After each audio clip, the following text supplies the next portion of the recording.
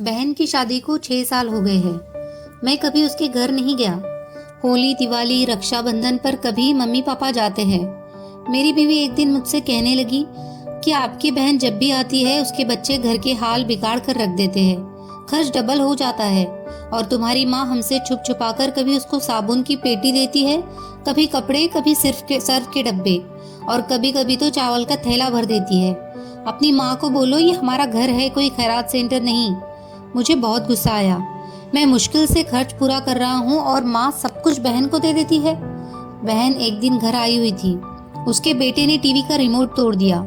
मैं माँ से गुस्से में कह रहा था, माँ बहन को बोलो कि यहाँ रक्षाबंधन पर आया करे बस। और ये जो आप साबुन, सर्फ और चावल का थैला भरकर देती है ना, उसको बंद करे सब। माँ चुप रही, लेकिन बहन ने मेरी सारी बातें सुन ली थी। बहन कुछ न बोली। 4 बज रहे थे। अपने बच्चों को तैयार किया और कहने लगी, भाई मुझे बस स्टॉप तक छोड़ आओ। मैंने झूठे मुंह कहा, रह लेती कुछ दिन और, लेकिन वह मुस्कुराई भी नहीं। भाई, बच्चों की छुट्टियां खत्म होने वाली है। फिर जब हम दोनों भाइयों में जमीन का बंटवारा हो रहा था तो मैंने साफ इनकार किया, भाई मैं अपनी जमीन से बहन को हिस्सा नहीं दूंगा। बहन सामने बैठी थी, वो खामोश थी, कुछ ना बोली।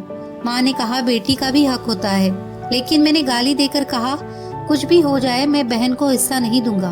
मेरी बीवी भी बहन को बुरा भला कहने लगी। वो बेचारी खामोश रही। बड़ा भाई अलग हो गया कुछ वक्त बाद। मेरे बेटे को टीबी हो गई। मेरे पास उसके इलाज करवाने के पैसे नहीं थे। मैं बहुत परेशान था। 1 लाख रुपया कर्ज भी ले लिया था। मैं बहुत परेशान था। कमरे में अकेला बैठा अपने हालात पर रो रहा था। उस वक्त वही बहन घर आई। मैंने गुस्से से बोला, अब ये आ गई है मनहूस। मैंने बीवी को कहा, कुछ तैयार करो बहन के लिए।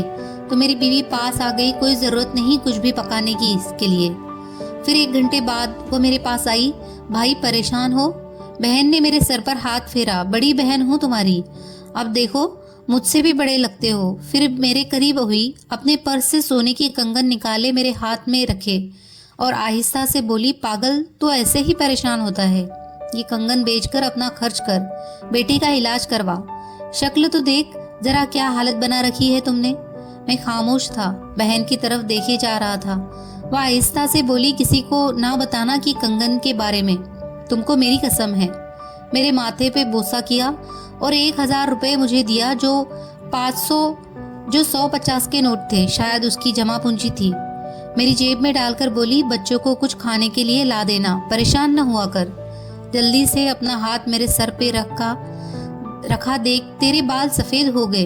वह जल्दी से जाने लगी। उसके पैरों की तरफ मैं देखा, टूटी हुई जूती पहनी थी, पुराना सा दुपट्टा ओढ़ रखी थी। जब भी आती थी वही दुपट्टा ओढ़कर आती। हम भाई कितने मतलब परस्त होते हैं, बहनों को पल भर में बेगाना कर देते हैं, और बहनें भाइयों को जरा सा दुख बर्दाश्त नहीं कर सकती। वह हाथ में कंगन पकड़े जोर जोर से रो रहा था और उसके साथ मेरी आंखें भी नम थी। अपने घर में भगवान जाने कितने दुख सह रही होती है। कुछ लम्हा बहनों के पास बैठकर हाल पूछ लिया करे, शायद उनके चेहरे पे कुछ लम्हों के लिए एक सुकून आ जाए। बहनें माँ का रूप होती है।